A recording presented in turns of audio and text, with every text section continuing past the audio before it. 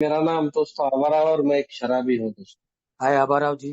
हाय हाय सभी भाइयों को नमस्कार और सभी भाइयों का बहुत बहुत आभार। बड़ा कृतज्ञ हूँ दोस्तों कि आप सभी भाइयों ने मेरी जान बचाई और ईश्वर की बड़ी कृपा है कि आज केवल जीवित नहीं हूँ। आज एक अच्छी समझ जो भी है 12 कदम 12 परंपराएं 12 कॉन्सेप्ट और इस सेवा के माध्यम से और आप सभी भाईचारा जो बोलते हैं अल्कोहलिक्स अनोनिमस की जो फेलोशिप से मुझे मिली, मेरे स्पॉन्सर मेरे स्पॉन्सरशिप के साथ काम करते हुए दोस्तों बड़ा अच्छा महसूस करता हूँ और अच्छा लगता है दोस्तों कि एक जीवन जीने में जो मायूसी थी, जो नाराजगी थी, लोगों के प्रति जो शिकायतें रहती थी कि मैं इतना इंटेलेक्चुअल बहुत पढ़ा लिखा आदमी हूँ, बहुत बुद्धिमान हूँ, बहुत कर्मठ हूँ, काम करने वाला हूँ, मेरी कोई कदर नहीं करता है। आज कोई शिकायत नहीं है दोस्तों। आज मैं मेरी जरूरतें, मेरी लिमिटेशंस, मेरी जो समुचित मेरे अंदर जो क्षमता है उसको मैं पहचानता हूँ दोस्तों। इसका कारण ये है कि अल्कोहलिक्स अनोनिमस में आने के समय के बाद मुझे सबसे बड़ी बात थी कि शराब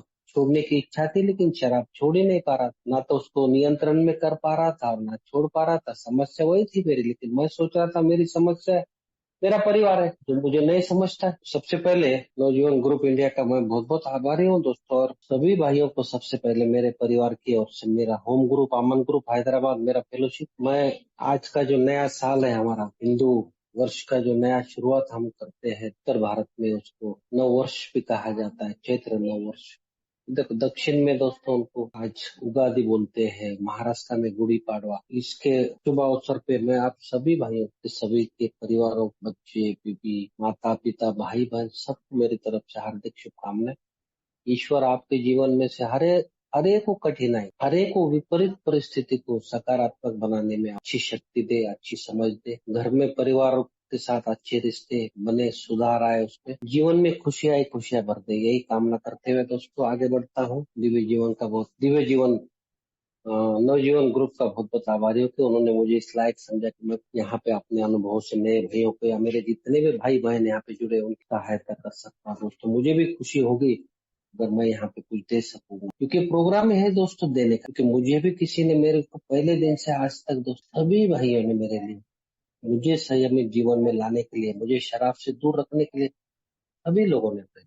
मैं उनका सबका आभारी इसलिए हूँ कि उनके पास जो भी था, उनके अनुभव थे शराब नहीं पीने के, उनके पास फेलोशिप के अलावा ये प्रोग्राम ग्रुप का महत्व है, परिवार के अंदर किस तरह से अपने आप को टूटे हुए रिश्तों को बनाना, रिकंस्ट्रक्शन, जिसको समाज के अंदर हमारे जो नीतिमत्ता है या हमारे जो अवगुणों के कारण, हमारे चारित्रिक दोषों के कारण जो हमारा पतन हुआ, किस तरह से इस्टेब्लिश किया जा सकता है। जहाँ पे कार्यस्थल है हमारे, जहाँ हम काम करते, नौकरी करते, धंधा करते, या फिर अल्कोहलिक्स अनोनिमस की फेलोशिप, किस तरह से अपने आप को लेके जाना चाहिए, किस तरह से हमारे व्यवहार होने चाहिए, टाइम का महत्व होता है, ग्रुप का महत्व क्या है, न्यू कमर का महत्व है, मिड टाइमर जिसको हम कहते हैं, या सेवा के काम में जिन्होंने भी अपने आप को वॉलंटियर किया है, उनका हमको कितना कृतज्ञ रहना चाहिए। या वोल टाइमर जिसको हम कहते हैं, जिन्होंने एक बैकबोन का काम किया इस फेलोशिप को आगे लेके जाने के लिए, इस तरह से हम लोगों ने मान उनके मार्गदर्शन हमारे ग्रुप के लिए, हमारे फेलोशिप के लिए, हमारे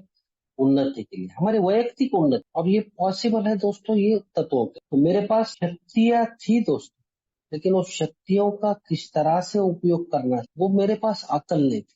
उसके अलावा मेरे पास संसाधन ने, टूल्स ने, और वो टूल्स थे दोस्तों आध्यात्मिक टूल्स, जिसको हम तत्व जिसको हम कहते हैं, ईश्वर ने हमको दिए हुए जो नियामत है हम जिसको कहते हैं, यहाँ पे हमको जो मिलती, वो ऐसे छोटे छोटे एक औजार थे जिससे मैं अपने अंदर जो भी बुराइयां हैं, जिसकी वजह से मैं बार बार शराब, मेरे जीवन में मेरे साथ जुड़े हुए हर एक व्यक्ति के जीवन में अस्त व्यस्तता के कारण मुझे समझने के थे। लेकिन उसके लिए सबसे पहले बात यहाँ पे थी कि पूरी ईमानदारी, और सबसे पहले शराब से दूर रहना। ये दो चीज मेरे अंदर पता ही नहीं थी। मैं पूरी तरह से बेईमान था दोस्त। ना मेरे अंदर सहनशीलता थी, ना मेरे अंदर समझदारी थी, ना मेरे अंदर प्रेम था। मेरे अंदर क्या था? मेरे अंदर था दोस्तों शरारतीपन, अपने साथ साथ लोगों के जीवन के साथ खेलना, अपने साथ साथ अपने परिवार, मैं जहाँ पे भी काम धंधा करता हूँ एक रिस्पेक्टेबल पोजीशन में अपने आप को, मेरे हरकतों की वजह से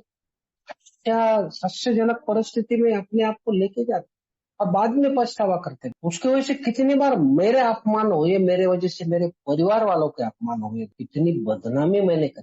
ये सब कारण थे मेरे हरकतों के कारण मैं ब्लेम देता था दूसरों को। तो जब यहाँ बताया पूरी ईमानदारी के साथ आपको ये स्वीकार करना है कि आप शराब को ना तो नियंत्रण में कर सकते, ना शराब आपकी समस्या बन, और अगर शराब आपकी समस्या बन गई है तो फिर सोल्यूशन कहाँ मिले, समाधान कहाँ मिले। और केवल शराब समस्या नहीं, शराब आपको उस हद तक लेके गए कि जहां से वापस आना कोई भी मानवीय शक्ति के पास इतनी शक्ति नहीं थी दोस्तों, जो मुझे जरूरत थी या मेरे जैसे हर एक व्यक्ति को। और वो थी मेरे से कोई बड़ी उच्च या हमारे से कोई बड़ी। इसके लिए पहला कदम में हमको स्पष्ट रूप से कहा जाता कि हमने ये मान लिया कि हम शराब बेबस थे और हमारे जीवन अस्त व्यस्त हो। तो अस्त व्यस्तता कहा क्या, वो मुझे देखना है। और उसके लिए यहाँ बताया जाता है सबसे पहले दो शब्द मेरे कान में बार बार पढ़ते थे दोस्तों जब भी मैं मीटिंग में, पूरी ईमानदारी के साथ कबूल करो और शराब से दूर रहो। शराब से मैं दूर शुरुआती में रहने के लिए मुझे सहायता मिली कैसे? शराब से दूर रहने के लिए मुझे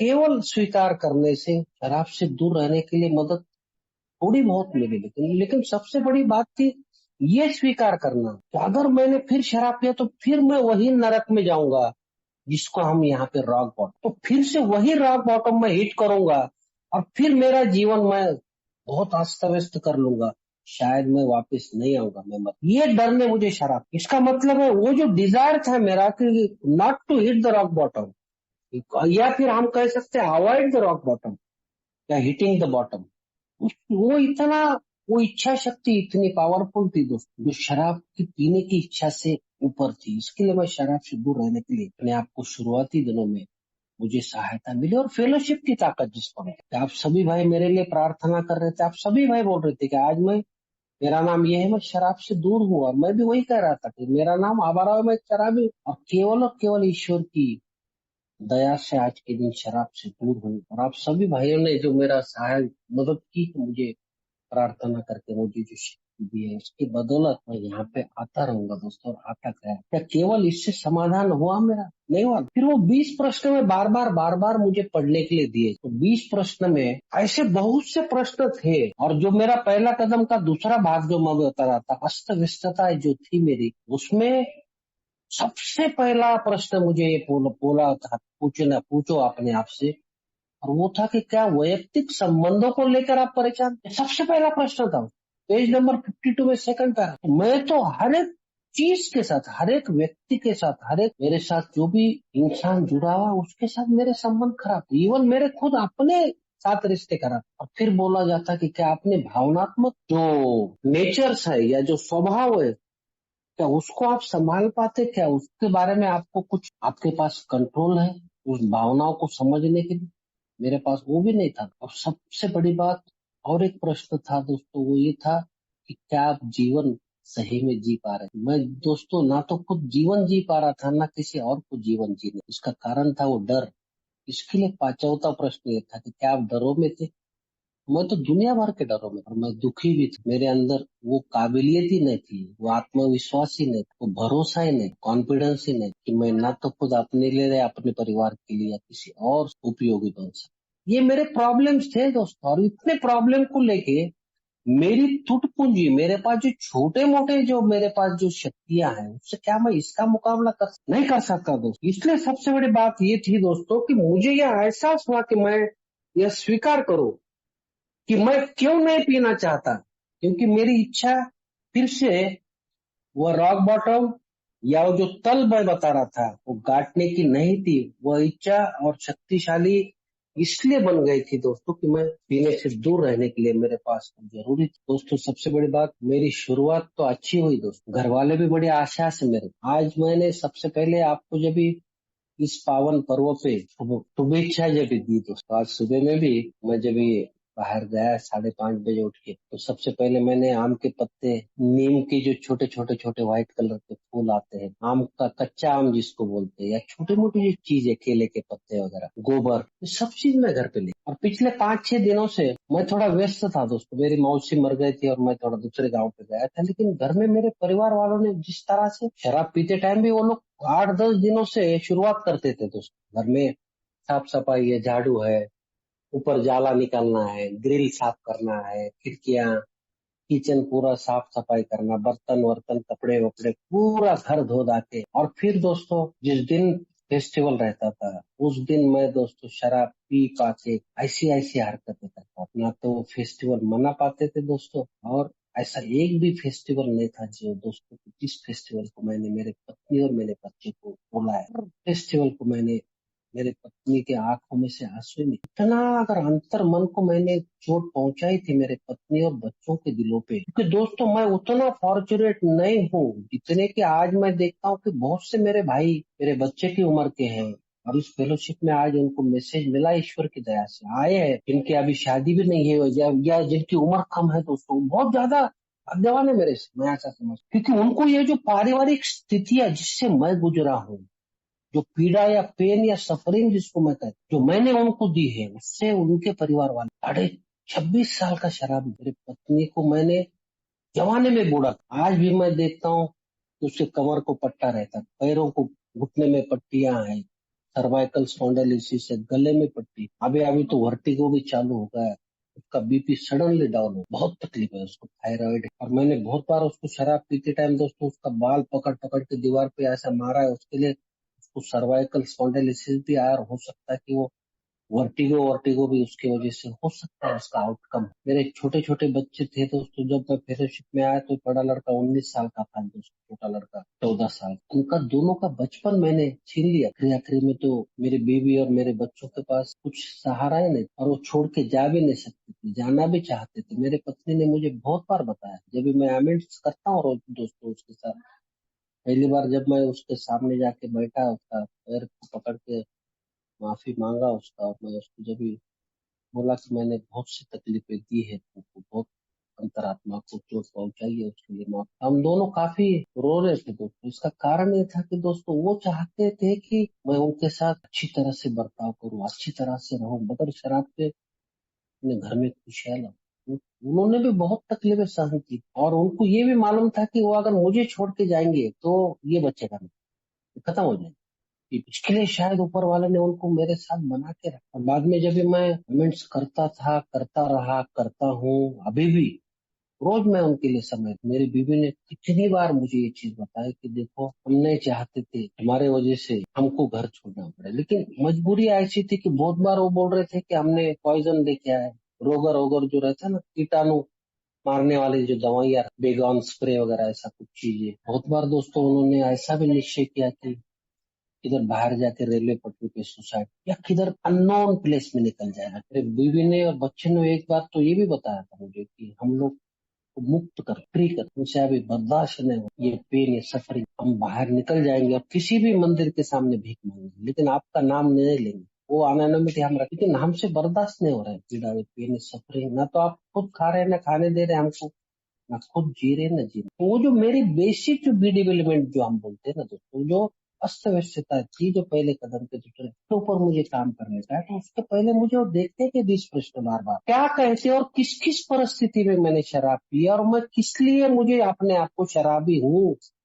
ये बोलना या ये एडमिट करना आवश्यक, क्योंकि मेरे जीवन को एक अच्छी धारा में, एक अच्छे रूप में, एक अच्छे रास्ते पर अगर मुझे लेके जाने का, तो मैं कहाँ रास्ता भटक गया, मैं कहाँ पे गलत था, ये मुझे देखना जरूरी है।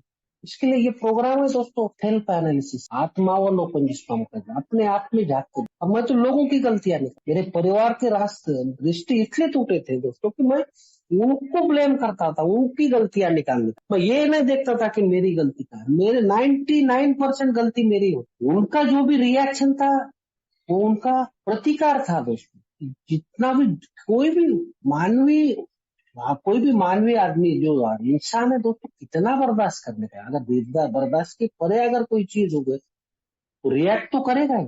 तो उन्होंने जो भी किया वो रिएक्शन था। तो बच्चे लोग लास्ट क्लास में फिर खुन्नस पालते थे मेरे बारे में, बात में नफरत करने, तो ये सब चीजें थी दोस्तों। और इसके लिए फिर दोस्तों जब मैं आगे गया और जब भी मैं अपने आप को इस कार्यक्रम के प्रक्रिया में लेके गया, अध्याय 5 में जैसा बताया जाता कि हमने शायद ही कभी ऐसे कोई व्यक्ति को देखा होगा जो हमारे बताए रास्ते पर चलता है। हाँ, उन व्यक्तियों को लाभ नहीं मिले तो अपने आप को इस सरल से कार्यक्रम के ईमानदार नहीं या जो ऐसा करना ही नहीं। लेकिन दोस्तों मैंने निश्चय किया था कि मुझे इस रास्ते पे चलने का है, जो है 12 कदमों का आध्यात्मिक। और उस कदमों पे चलने के लिए दोस्तों सबसे पहले बात थी कि मेरा खुद का सरेंडर, अपना खुद का अहंकार को तोड़ने की प्रक्रिया वहीं से स्टार्ट होती जब भी मैं घुटने के बल जाके ऊपर वाले के सामने अपने आप को, मैं हतबल हूँ, मैं शक्तिहीन हूँ, मेरी मदद करो, मैं ईश्वर से, अभी मेरा अहंकार टूटना वहां से चालू होता है दोस्तों। जब मैं आगे जाता हूँ और जब मेरी इच्छा और मेरा जीवन मैं ईश्वर को देने के लिए केवल निर्णय मात्र करता हूँ, तो मेरे वो जो प्री जुडाइसिस जो है कि ईश्वर पनिशिंग गॉड है,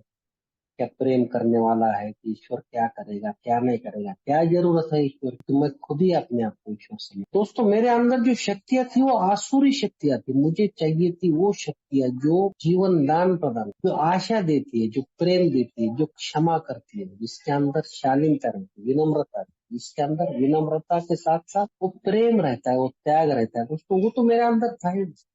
मैं तो सेल्फ सेंटर्ड था, मैं तो सेल्फ सीकिंग था, मैं तो सेल्फिश था, मैं तो डरा हुआ था, मैं अंदर से एक था बाहर से एक। ऐसे व्यक्ति को बदलना और उसके लिए वो इच्छा शक्ति उत्पन्न करना, ये सबसे बड़ी बात। और उसमें सहायता मुझे मिली दोस्तों ये प्रार्थनाओं की। लेकिन बिग बुक में जब बात की पारिवारिक स्थिति, अध्याय 9 में क्लियर कट लिखा है दोस्तों कि हमारे जैसे कुछ लोगों के साथ अगर कुछ पल या कुछ साल अगर बिताए, अगर कोई भी पारिवारिक सदस्य ने जीवन बिताते बिताते, वो पत्नी है या बच्चे है या उनके माँ बाप है, वो मानसिक रोग शिकार हो जाता, और एक सीमा तक इस तरह का होता है परिस्थिति कि पूरा का पूरा परिवार ही मानसिक हो जाता है। तो इसका कारण है कि उनकी पूरी की पूरी शक्ति लगा के वो लोग मुझे किस तरह से शराब से दूर करने का है, उनकी पूरी ताकत इधर ही खत्म हो रही थी। और फिर चिंता परेशानी, कैसा घर चलाना, बच्चों का पालन पोषण कैसा करना, पैसे का नियोजन क्या करना, लोगों के जो टोमने हैं, लोगों के जो टीजिंग जो बोलते हैं ना, चुगने वाली बात जो लोग करते हैं,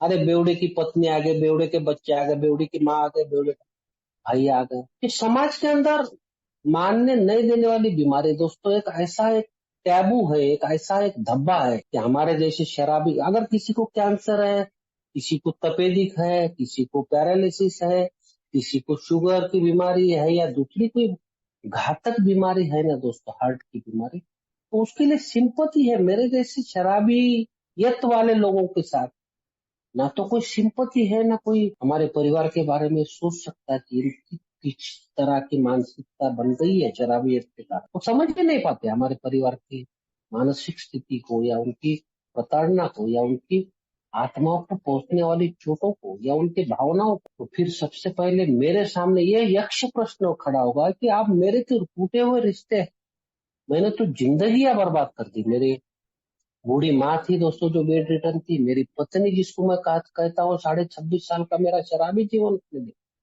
मेरे बच्चे, बड़े लड़के ने 19 साल का शराबी जीवन मेरा देखा, छोटे लड़के ने 14 साल। तो उनके साथ मैंने जो प्रताड़नाएं की, जो पेन की दिया उनको, जो सफरिंग की, उसके लिए सबसे पहली बात दोस्तों कि अपने आप को ईश्वर के सामने नतमस्तक होकर ये निर्णय लेना कि मेरा इच्छा, जो भी मेरी इच्छा है, उसकी वजह से मैं बर्बादी की हद तक नीचे गई। मेरे जितने भी नैतिक मूल्य थे सबको मैंने धरातल पे ला, मैं जब शुरुआत करती है आप में झांक के देखने की मेरे अंदर क्या अच्छाई है क्या बुरा, और फिर दोस्तों एक ऊपर वाला जो है परमपिता ईश्वर और अपने खुद के सामने किसी अन्य व्यक्ति के सामने जब भी उसको स्वीकार, तो वास्तविकता में मेरा एक आउटलाइन, एक पिक्चर तैयार हो जाता है कि मैं वास्तविकता में क्या हूँ, किस तरह का मैं, किस तरह की मेरी सोच है, किस तरह के मेरे एटीट्यूड है, किस तरह के मेरे बिहेवियर है, किस तरह का मेरा एक परसेप्शन रहता है, किस तरह के दृष्टिकोण रहता है, किस तरह से मैं व्यवहार के बाद दोस्तों उसके अंदर पूरी तरह से बदलाव ला मुझे काम करना है। तभी तो ये रिकंस्ट्रक्शन होगा जिसकी मैं बात कर रहा हूँ आज का जो मेरा विषय है। उसके लिए दोस्तों ये सब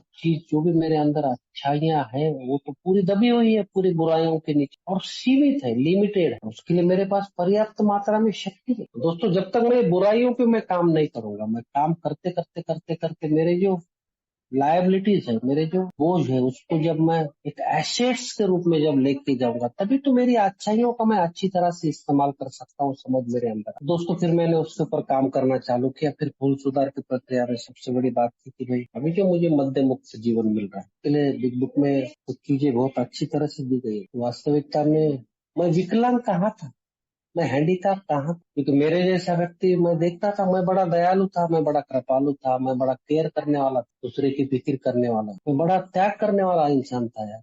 लेकिन आधे घंटे के बाद मैं एकदम एकदम विपरीत हो जाता हूँ, एकदम विरुद्ध हो जाता हूँ, मैं एकदम गुस्सेल हो जाता हूँ, मैं एकदम भयानक विध्वंसक हो जाता हूँ, तोड़फोड़ करने वाला नरक यातना दिन, मैं एक राक्षस। ये मेरे दो स्वभाव, और ये दो स्वभाव होने के कारण थे दोस्तों शराब। लेकिन शराब जाने के बाद भी जब तक मैं इन चीजों पे काम नहीं करूंगा दोस्तों, मेरा अंदर संपूर्ण मानसिक बदलाव लाना जरूरी है, और उसके लिए चाहिए आध्यात्मिक जागृति। और आध्यात्मिक जागृति के लिए मुझे काम करना ही पड़ेगा, काम करते रहना पड़ेगा, ये देखते रहना पड़ेगा कि मैं कहाँ सेल्फिश हूँ, सेल्फ सेंटर्ड हूँ। और ईश्वर की दया हमेशा 24 घंटा, सुबह में उठ के घुटने के बल जाना, ईश्वर का शुक्रिया अदा करना, आभार व्यक्त करना, एक आने वाले 24 घंटे के लिए मुझसे मदद मांगना। मेरे जो भी चारित्रिक दोष है, गुण जो वास्तविकता में मेरे नैसर्गिक प्रवृत्ति, natural desire, social security and sex, इसके लिए यहाँ बोला जाता है दोस्तों बार बार, जैसा देवेंद्र भाई और शिवांग भाई बता रहे कि हमें आज पहचान मिलती है हमारे परिवारजनों से। शिवांग भाई तो इतना बता रहे थे कि अरे मेरी पत्नी अगर मेरे साथ रहती तो शायद, बोलता है कि और कुछ अलग काम हो सकता था, अलग भयानक काम अच्छा होगा वो separate। लेकिन सबसे बड़ी बात है दोस्तों कि ईश्वर हमको हमारे पाप कर्म जो हमने किए ना, उसके ऊपर मलम लगाने के लिए जब हमको छोड़ता है ना दोस्तों, आज मैं देख रहा हूँ 15 साल रोज का रोज मैं मेरे पत्नी के लिए बिल्कुल घंटा, 2 घंटा, 3 घंटा, 4 घंटा, जितना भी समय होता है, मैं आज भी मैं उन जख्मों को रोज का रोज मलम लगाने का, आज भी, और ये मरने तक मैं करूँ, करना पड़ेगा। क्योंकि जितना भी पेन, जितना भी पीड़ा, जितने भी दुख, जितने भी सफरिंग मैंने ऊपर ऊपर से ठीक लग रहे हो, अंदर से जख्म अभी भी है और मरते दम तक रहे, तो मुझे उस पे काम करने के लिए मेरे पुराने विचार, मेरे पुराने एटीट्यूड, मेरे पुराने बिहेवियर, मेरे देखने के दृष्टिकोण पूरे बदलने। तो इतने सारे विकलांगता लेके मैं कहाँ जाऊंगा? इसके लिए यहाँ बोला जाता है कि हमारे अंदर वो जो 7 घातक पाप जिसको बताया जाता है, यहाँ पे बार बार चिल्ला चिल्ला के लोग बोलते हैं कि वो जो 7 घातक पाप जिसको हम 7 डेडली सीन्स बोलते हैं, उसके ऊपर हमको बार बार काम करना पड़ता है। वो है अहंकार, लालसा, कामुकता, गुस्सा जिसको हम कहते हैं, ईर्ष्या है, लालच है, और ज्यादा खाते रहना, खादाड़पन जिसको ग्लूटनी बोलते हैं। तो प्राइड है, ग्रीड है, लस्ट है, एंगर है, ग्लूटनी है, एनवी जिसको मैं ईर्ष्या बोल रहा था, स्लोथ, आलस, और जो लस्ट के प्रॉब्लम्स, ये सब पे मुझे काम करना पड़ेगा। मैंने काम करना चालू किया, पूरी प्रामाणिक आउटकम सामने आते गए, भूल सुधार करने की प्रक्रिया में गया। उसके साथ साथ मुझे और एक अच्छा टूल मिला, वो था सेवा। और मेरी विकलांगता दोस्तों इतनी अच्छी तरह से दौड़ने लगी बगैर हैंडीकैप के। मेरी साइकिल जिसको मैं कहता हूँ, मेरा जीवन की जो, मेरा जीवन में मुझे वो गति मिली दोस्तों। का गति मिलने का कारण ये था कि मेरा अहंकार टूटता था। मैंने देखा कि मेरी एनर्जी कहाँ कहाँ ड्रेन हो रही थी, कहाँ कहाँ मुझे काम करना पड़ेगा। मैंने उस पर काम किया। 10वां कदम का प्रैक्टिस मैं रोज करो मगर भूल के कर, विदाउट एनी हीट। मुझे जब भी लगता है कि यार हाँ यार कुछ ना कुछ नीचे ऊपर हो रहा है, कहाँ पे गुस्सा आ रहा है मुझे, कहाँ पे मुझे लग रहा है कि थोड़ा सा आलस के जैसा, कहाँ लग रहा है कि यार इसको देख के जलन हो रही है, ईर्ष्या हो रही है, क्या कारण है? या फिर वो झूठा अहंकार जिसको हम कहते हैं, जिलसी, हेट्रेट, ये सब चीजें मैं देखता हूँ, रिसेंटमेंट, और उसके ऊपर फिर इमिडिएटली मेरा स्पॉन्सर से बात करता हूँ, या कोई ना कोई भाई के साथ बात करता हूँ, या फेलोशिप में मीटिंग में जाके बात करता हूँ। अभी तो ऑनलाइन का बहुत सा अपने पास दुनिया भर की मीटिंग चालू ही रहती, कोई ना कोई मीटिंग में जुड़ना, अपना जो फीलिंग्स है अपने थॉट से शेयर, और इमिडिएटली प्रार्थना करके फिर उसके ऊपर ईश्वर से मदद मांगना कि मुझे गुस्सा मत आने दे ईश्वर ने, तो मैं फिर उसी राह पे चल पड़ेगा दोस्तों। तो आज डगर तो बड़ी कठिन है, लेकिन आज जो मेरे हैंडीकैप जो थे, उसमें सबसे बड़ी बात थी कि मेरे परिवार वाले मेरे साथ नहीं थे। आज दोस्तों मेरे परिवार वाले मेरे साथ, मेरे पत्नी के साथ मेरे रिश्ते आज इतने मधुर है दोस्तों कि कहाँ भी, किधर भी, कोई भी चीज अगर करने की, तो हमारा दोनों का ओपिनियन एक ही है। कितना इसका कारण ये है दोस्तों कि मैं ए में हूँ, एलनॉन में, उसको भी 12 कदमों का कार्यक्रम है, उसको भी फेलोशिप, वो भी समझ सकते मेरे जैसे, मेरा लड़का भी आइलैंड टीम में। दोस्तों ये जो है ना, ये जो मेरी विकलांगता में हैंडीकैप जो बोलता हूँ, उसको ये मेरे टूल्स बन गए, अब ये मेरे साधन बन गए। मेरी पत्नी, मेरे बच्चे, आज मेरे बच्चों के साथ मेरे बहुत सुंदर मिले, लेकिन ये बनने के लिए बड़ा टाइम लगा, काफी सब। इसके लिए मैंने आज का विषय जो चुना कि उनके साथ मेरे नए रिश्ते जुड़ गए, क्योंकि आज मैं पहले वाला आभार और नहीं है, आज मैं 2 कदम पीछे अपने आप को हटा लेता हूं। सामने वालों को बोलने का मौका देता हूं, मैं पूरी सहनशीलता के साथ उनको सुनता, समझदारी में वहां बताता हूँ कि उन्होंने जो भी निर्णय लिया, और मुझे अगर पूछा कि भाई तुम्हारा ओपिनियन क्या है, तो मैं केवल मेरा ओपिनियन देता हूँ। मैं मेरा निर्णय या मेरा जबरदस्ती नहीं करता हूँ कि यही होना चाहिए ऐसा है। उसके लिए दोस्तों फिर उसमें प्रेम आता है, उसमें एक अपनापन, एक भाईचारा, घर के अंदर आज सौहार्द है। और इसमें पहली परंपरा हमारा बहुत सारा है, हमारा सार्वलौकिक कल्याण, personal recovery depends on a unity, ऐसा हम बोलते, और कॉमन वेलफेयर अच्छी प्रकार से घर में भी जब उसको लागू कर, तो हमारे सबका सौहार्द इसी में है दोस्तों कि हम साथ में एकत्र रहे, अच्छी तरह सबका कॉमन वेलफेयर दे। इसके लिए सुबह में, दोपहर में या शाम में कोई भी ऐसा एक समय चुनता हूँ दोस्तों मैं, कि मैं कंपलसरी इस चीज को पालता हूँ कि मैं या तो नाश्ते में हम लोग साथ में रहते चारों के चारों, या फिर लंच में या डिनर, और उसके बाद तबीयत के साथ फिर हम घर में पान वान बनाते, फिर वॉकिंग को निकलते, अच्छी तरह से बात, छोटी मोटी चीजें डिस्कस, कुछ भी अगर चीज खरीदने का है, कुछ भी चीज लेने का है, कुछ भी चीज का कुछ करने का, अगर कोई प्रॉब्लम आया है तो उसको कैसा टैकल करने का, हम सब लोग मिलकर बैठ के बात, कॉमन सोल्यूशन। ये नया रिश्ता बन गया। आज वो तेरे वजह से तुझे ब्लेम करने का, मैंने इतना किया, तूने ऐसा किया, तूने वैसा नहीं किया, तुम लोग मुझे केयर नहीं करते, वो चीज नहीं। नो कंप्लेंट्स और नो रिग्रेट्स। तो इसके लिए तो दोस्तों यहाँ पे एक सभी सदस्यों में एक बात सामान्य होती है, और वो क्या है कि प्रत्येक सदस्य वर्षों तक शराब से लड़ लड़ लड़ कर इतना थक जाता है ना दोस्तों, कि वह अच्छी तरह ये मानता भी है कि मद्यपान संयम के बिना उनका ना कोई भविष्य है, ना कोई घर है, ना कोई परिवार। यहाँ तक कि उनको अपना जीवन भी शराब न पीने पर निर्भर करना पड़ा। मतलब शराब से दूरी बना के रखते हुए शराब को इज्जत भी देना पड़ता है, मुझे मान भी देना पड़ता है, क्योंकि मेरे लिए वो जहर का काम करती है, मेरे लिए वो पॉइजन का काम करती है, लेकिन बाकी लोगों के लिए तो वो ठीक है भाई। वो तो इसके लिए यहाँ पे हमको बताया जाता है कि ऐसी कुछ चीजें हैं जहाँ पे हमको नहीं जाना चाहिए, स्लीपरी प्लेसेस जहाँ पे हम, तो वो स्लीपरी प्लेसेस पे आज समझो कभी जाना भी पड़ा। जैसा भी परसों मैं बता रहा था, मेरी मौसी का निधन हुआ फ्राइडे को 5 तारीख, तो ऐसी जगह पे मैं हमेशा मैं याद करता था दोस्तों शराब पीते टाइम, कि मैं ऐसा जगह पे बहुत शराब, क्योंकि मुझे कारण नहीं, कोई मर गया, किसी का घर में कोई फंक्शन है, कोई शादी है, मैं बहुत शराब, कोई एक्सीडेंट, पुलिस स्टेशन में जाने, कोर्ट में जाने का, मैं बहुत शराब। लेकिन अभी मैं क्या करता हूँ दोस्तों, ऐसी जगह पे मत जाओ बोलो तो मैं छोटे से 2 उदाहरण बताऊंगा जो नए भाइयों के लिए काम में आएंगे। और मेरी माँ दोस्तों 28 सितंबर 2016 को उनका देहांत होगा। उसके पहले मैं फेलोशिप में था, 2009 में मैं फेलो दोस्तों, कि ईश्वर ने मुझे, मेरी माँ बेड रिटर्न थी और मेरे पिताजी भी दोस्तों शराब, 24 घंटा शराब पीते थे। आखिरी आखिरी में उनका दिमाग में की एक बड़ी नस फट गई, ब्रेन हैमरेज जिसको कहते हैं, कोमा में चले गए। 11 दिन हॉस्पिटल में थे, नाक में नलियां थी, ऑक्सीजन लगे हुए थे, बात नहीं होती थी, कुछ नहीं, कोमा में।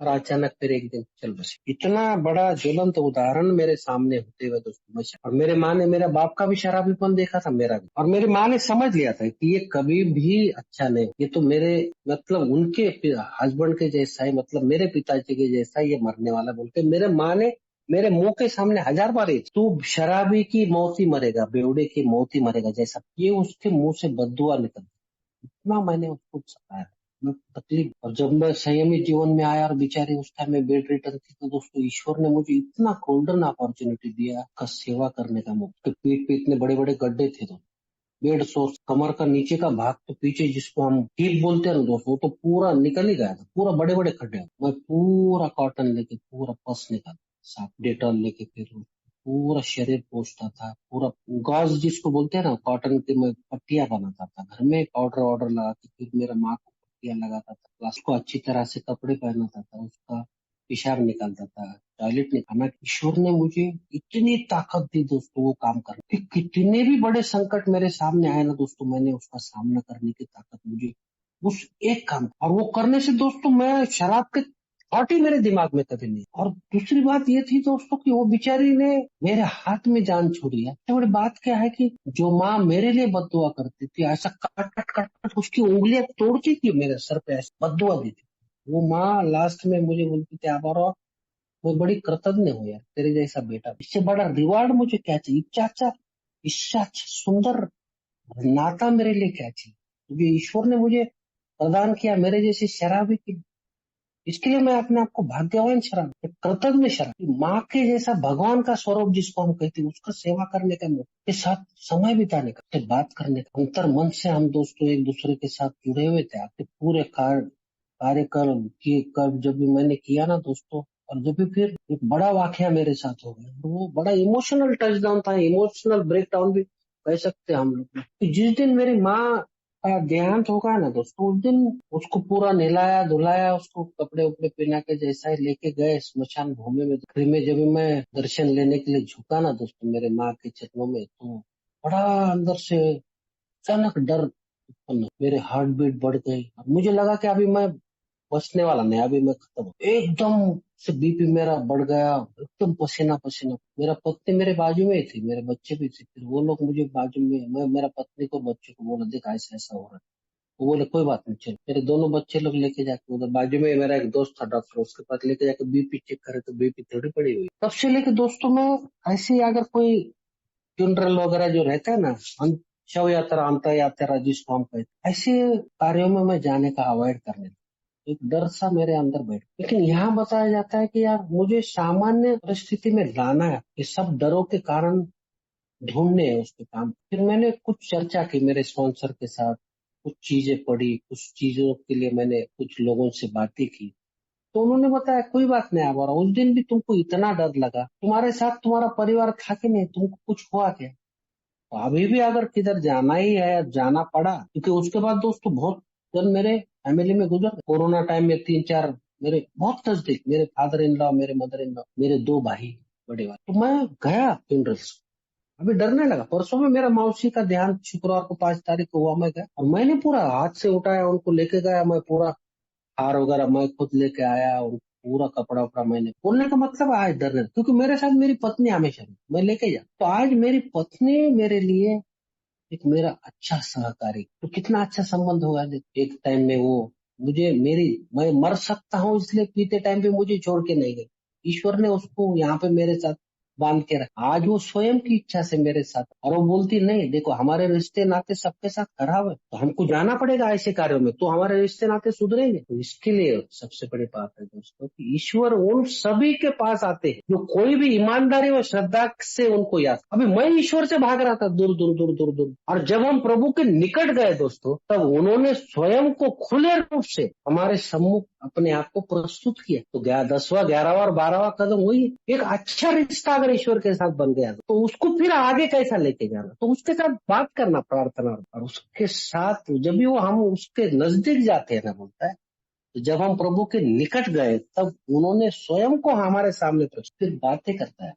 अपने खुद के मुंह से बात नहीं करेगा, वो देवेंद्र भाई के मुंह से बात करेगा, भावेश भाई के मुंह से, शिवांग के और दिनेश के रूप में बात करेगा, केशव भाई किधर न किधर से बात। तो ये सब चीजें आज अनुभूति इसलिए होती है दोस्तों कि आज एक अच्छा नागरिक हूँ बनने की प्रक्रिया में हूँ, एक अच्छा पति हूँ। सबसे बड़ी बात है एक अच्छा बेटे का, मैंने जैसा बताया मेरे माँ का सेवा करने का मौका मिला, ईश्वर की बड़ी कृपा हुई दोस्तों में। फिर बाद में दोस्तों अच्छा पति, इसको मैं कहता हूँ कि मेरी पत्नी के लिए आज मैं सबसे बड़ा सहारा, वो मेरी सहारा है, मैं उसकी सहारा हूँ, एक दूसरे का हाथ। आज भी देवेंद्र भाई का जब इस सुबह में फोन आया तो मैंने बोला देवेंद्र भाई परिवार के साथ एक मंदिर में जाने का है।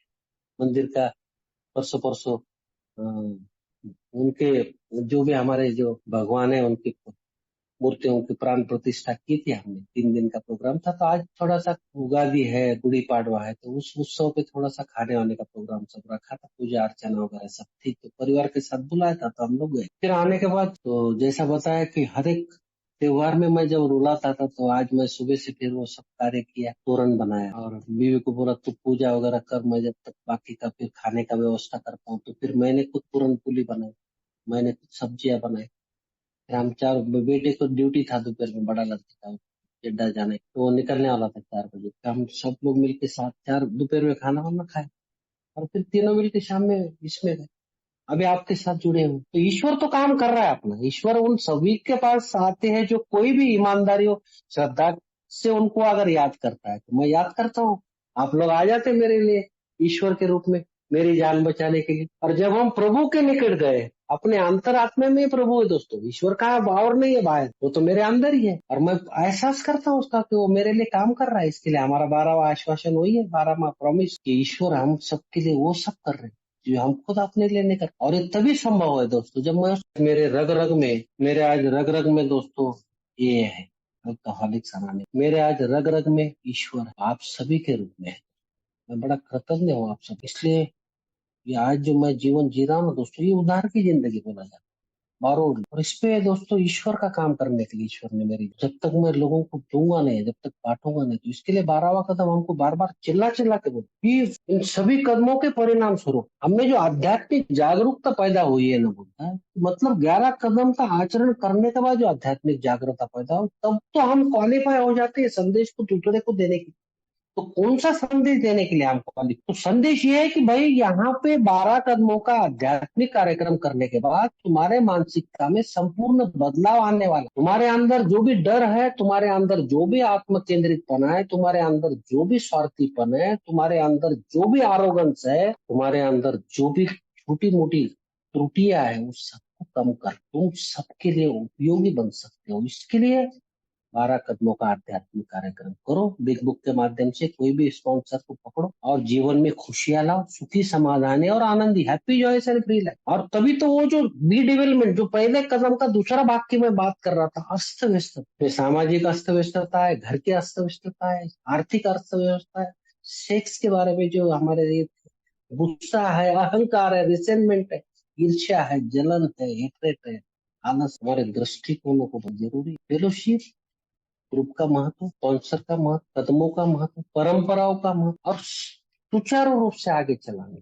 संगठनात्मक रूप में इस फेलोशिप को आगे ले जाने के लिए हमारे सेवा स्ट्रक्चर्स किस तरह से का 12 कॉन्सेप्ट, हमारे क्या क्या अधिकार, ये सब चीजों के बारे में मैसेज लोगों को, और उसके बाद इन सभी तत्वों को अपने निजी आचरण में हमको लागू करने का। तभी तो रिश्ते सुधरेंगे, तभी तो नाते सुधरेंगे, अपने आप से, अपने परिवार के साथ, अपने समाज के अंदर जितने भी घटक है, जहाँ पे भी हम कार्यस्थल में काम, नौकरी धंधा है, अल्कोहलिक्स अनोनिमस की फेलोशिप, यहाँ सब जगह पे इन तत्वों को हम अच्छी तरह से पूरी ईमानदारी से अगर पालन करते हैं ना दोस्तों, हम लोगों के जीवन में खुशियां खुशियां आ सकती है। और इसका जीवंत उदाहरण मैं आपके सामने, और इसके लिए दोस्तों सबसे बड़ी बात यह है कि जब हम शराब से लड़ते थे ना दोस्तों, और छुटकारा पाने की बात करते थे ना, तब हमारी इच्छा शक्ति आश्चर्यकारक रूप से कम हो जाती। और आज हमारे पास इच्छा शक्ति आश्चर्यकारक रूप से इसलिए बढ़ी है क्योंकि आज हमारे नार जो बोलते हैं ना, जैसा माँ के साथ छोटा बच्चा जब भी पैदा होता है तो उसका पेट में एक छोटा सा एक तंतु का एक लाइन रहती है, एक पाइप रहता है जिसको नार कहते हैं।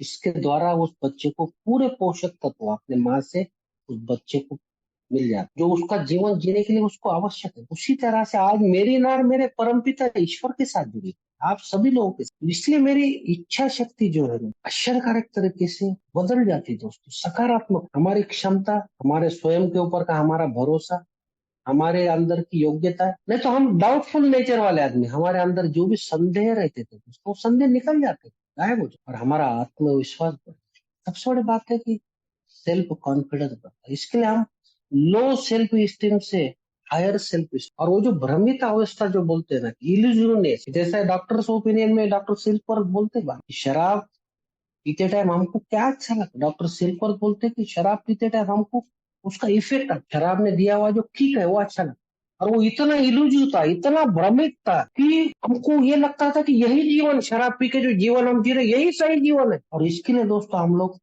सही और गलत में का अंतर ही नहीं कर, हमको लगता था कि ये जो जीवन हम शराब पी के चला रहे यही से। तो भ्रमित अवस्था से बाहर हमको आना, हमारे वो जो प्रीजुडाइसिस, हमारे वो जो तर्क और वितर्क है वो सब बदलना। इसके लिए दोस्तों उच्च शक्ति पे, परम पिता भरोसा करना, आभार व्यक्त, और ये आभार व्यक्त करने का इसलिए जरूरी है क्योंकि ये आभार एक्शन में, सेवा के ग्रुप की सेवा का, अल्कोहलिक्स अनोनिमस के सदस्य, न्यू कमर्स के परिवारजनों, कार्यस्थल में पूरी ईमानदारी के साथ काम। मैंने रिकवरी में आने के बाद दोस्तों मैं 2021 में 36.5 साल मैंने काम किया दोस्तों। मैं जिस कंपनी में काम करता था, मैं ठाकुर वगैरह हम लोग बहुत लोग थे, बहुत नाम खराब था दोस्तों। लास्ट लास्ट में तो 3-4 इंक्वायरी चल रही थी, मैं गेट के बाहर।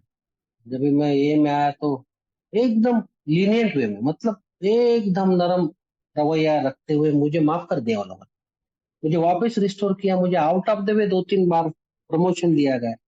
पूरी ईमानदारी से मैंने काम किया, और आखिरी में जब रिटायर हुआ तो लोगों के आंखों में आंसू थे। इतने अच्छे सुंदर रिलेशन मेरे बन गए संयमित जीवन में। इसलिए बन गए दोस्तों कि मैंने अपने आप को बदलने का प्रयत्न किया, मैं लोगों को बदलने का प्रयत्न कर, स्थिति परिस्थिति को बदलने का प्रयत्न है। आज मैं उनके हिसाब से अपने आप को एडजस्ट, मैं 2 कदम पीछे हटके अपने आप को ऐसा विनम्रता के साथ बोलता हूँ, ठीक है भाई आप बड़े, मेरे से जितना होता है पूरी तरह से मैं काम करता हूँ, बगैर कोई अपेक्षा किए हुए कि मेरा पीठ पे कोई हाथ रखना चाहिए, बोलना चाहिए बहुत ग्रेट वंडर। मुझे परमपिता ईश्वर को मैंने किए हुए हर एक काम, मेरा हर एक कर्म अगर उस परमपिता ईश्वर को लगा कि इसने सही किया, जिसके लिए मुझे माफी मांगने की या मुझे बेइज्जत होने की या मुझे शर्म आने की या मुझे पश्चाताप करने की अगर जरूरत नहीं पड़ी, वही गॉड्स विल है और वही ईश्वर की इच्छा है। और उसके लिए हाथ जोड़ के आभार। फिर से एक बार नवजीवन इंडिया का बहुत बहुत आभारी हूँ, भावेश भाई, देवेंद्र भाई और सभी भाइयों को। आप लोगों ने मुझे इस लायक समझा दोस्तों कि मैं यहाँ पे आके अपने कुछ अनुभव आपके साथ शेयर कर सकूं। आप सभी भाइयों को फिर से एक बार आज के शुभ अवसर पर बहुत बहुत शुभकामनाएं, बहुत बहुत पूरा साल आपके लिए बहुत शुभ मंगल हो। आपको इतनी क्षमता, इतना आनंद, इतना उपयोगीपन ईश्वर दे। माता रानी आपके जीवन में खुशियां ही खुशियां लाए। बहुत बहुत धन्यवाद।